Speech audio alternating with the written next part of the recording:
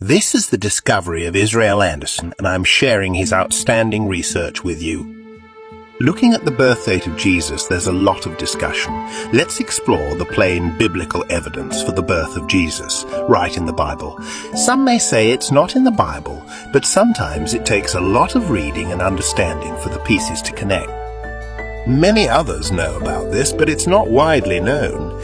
In this video, I hope to change that and connect some dots that haven't been discussed before. The title reveals it. Jesus was born in the Feast of Tabernacles. Let's look at the biblical evidence, starting with John 1:14. In the beginning was the Word, and the Word was with God, and the Word was God. Jesus, the Word, became flesh and tabernacled among us. This is a crucial translation point. Tabernacled connects to the Old Testament tabernacle, where the Shekinah, the visible glory of God, resided.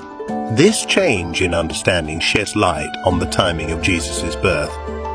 Other translations, like Young's literal translation and the Orthodox Jewish Bible, emphasize tabernacled. The word dwelt loses the context of the Old Testament tabernacle, hiding the significance. Revelation 21 and 22 echo this change. The tabernacle of God is now among men, a stark contrast to the Old Testament, where God's presence was hidden. This revelation aligns with John's message in chapter 1. Revelation 22 describes a future where God's servants will worship him, see his face, and experience a new connection that wasn't possible before. Right, Yahweh sat down with Moses as a friend speaks with his friend face to face. Some Christians aren't aware of those texts, but you can look them up. They're all real. So we've got this very solid situation going on here where we've got John trying to explain to the reader, hey, something really special is happening right here. It involves the tabernacle and a complete shift from God being hidden away inside the tabernacle to now God being in the tabernacle.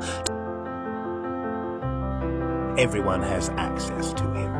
He's going to be dwelling among men. We see that in John 1 and also here in Revelation 20, 1 and 22. So, I'm revealing to you, when was Jesus born? He was born in the Feast of Tabernacles.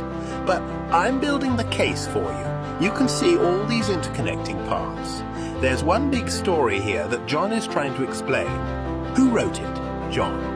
Look at the Gospel of John and then the 3 books of John. John 1, 2, 3, and Revelation. Same John, talking about the same thing over and over. He's trying to get it through to us. It's all been here the whole time. It's been in the text for almost 2,000 years, and most people have missed this. I think I've found some things no one else has found before. The Feast of Tabernacles is the biggest, most joyous celebration of all the Jewish feasts. Everyone is coming home to be with their family and celebrate the Festival of Tabernacles, the Festival of Booths, the Festival of Tents, Sukkot. Now, there's a mention in the beginning passages of Luke about a census. However, we can't find any reference to this census in any non-biblical source.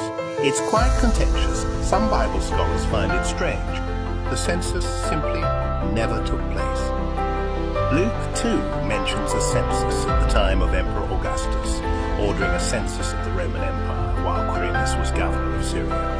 However, this doesn't make sense, and the lack of historical evidence adds to the confusion. Elevating the biblical text to that of a relic can make these issues problematic. It's essential to understand these texts as wonderful stories rather than holy relic. Tabernacles is a huge celebration, and it's crucial to read and understand the text. Now, let's look at a manger and a sukkah. The holiday is the festival of Sukkot, and they build a sukkah. In the text, it says Jesus was laid in a manger, not a stall. A manger is where you put food for the animals. Jesus was laid in one of these when he was born. If a manger is not a room where animals are kept, where was he put? He wasn't out in the open. He was in a sukkah. In the Orthodox Jewish Bible it says, and the Diva Hashem took on and made his sukkah among us. What is a sukkah? In remembrance of the tabernacle in the desert, they construct temporary structures on the sides of their homes during Sukkot. These are basic, flimsy structures providing temporary shelter. The manger would have been put inside the sukkah, which is clear from the text. So the problem was in the original translation saying, "The Word became flesh and dwelt among us." Dwelt doesn't convey the full meaning. It's not tabernacled. There's a difference between dwelling with people and tabernacling with them. Now that we've changed these words to tabernacled, you might think, well, it's kind of an odd word. It doesn't really fit, not how we would use the word. No, but now it actually conveys the meaning. Now we know what it's talking about. He came and tabernacled with us. He was in a sukkah, his mishkan or tabernacle. So the Shekinah presence in the tabernacle in the Old Testament, and now we have Jesus in the tabernacle in a new covenant. So this is a manger, and these are sukkahs. These are the structures that they temporarily build. They tear them right down after the festival. This is the tabernacle, the sukkah that represents the Old Testament tabernacle where the presence of God dwelt but nobody could see. Here is the modern-day representation of it, and that's why Jesus was born in a sukkah in the tabernacle.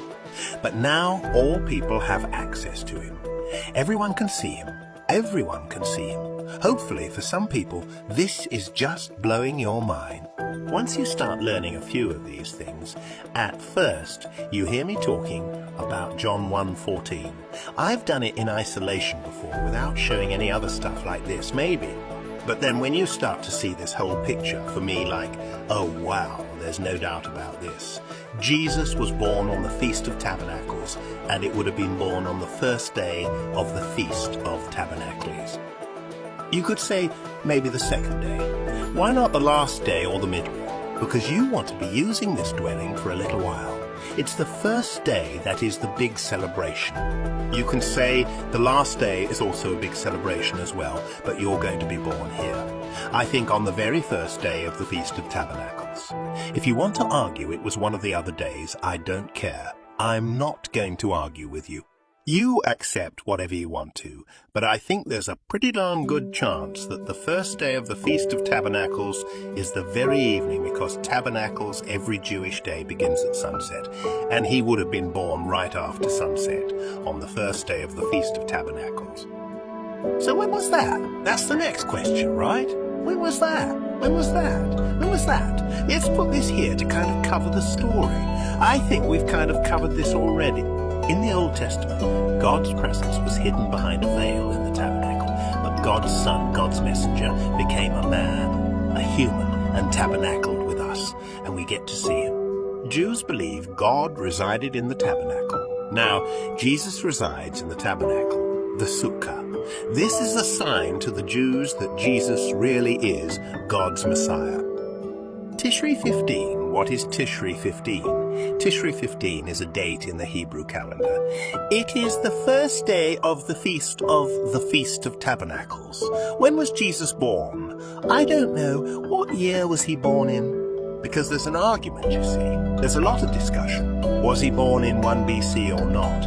Many people think that. A lot of people think that. A lot of people think 3 BC. It's a very common day. Other people think 5 or 6 BC. We've got the death of Herod in 4 BC. There's all these different things that kind of lead us to reason about when Jesus was born. Modern scholars say that Herod died in 4 BC, and his sons took over in 4 BC. There's some argument that some copies of the works of Josephus have been altered in the modern times, and that some older versions of the works of Josephus actually say that Herod died in 1 BC. That's interesting, but it's not supported by really much else. Tick your date. 6 BC, 5 BC, 4 BC. Why does it matter? Why does it matter? It matters because Tishri 15 is on the Hebrew calendar. On the Hebrew calendar. They don't follow a solar lunar model like we do. They follow a lunar model. That means that Tishri 15 is a different day every single year. So you see, some people say September 15, probably at some point, it's September 15. But you can see here the variety of dates. Sometimes it creeps into November. All right, so if we want to be faithfully celebrating Jesus' birthday, we wouldn't be using a Roman Gregorian calendar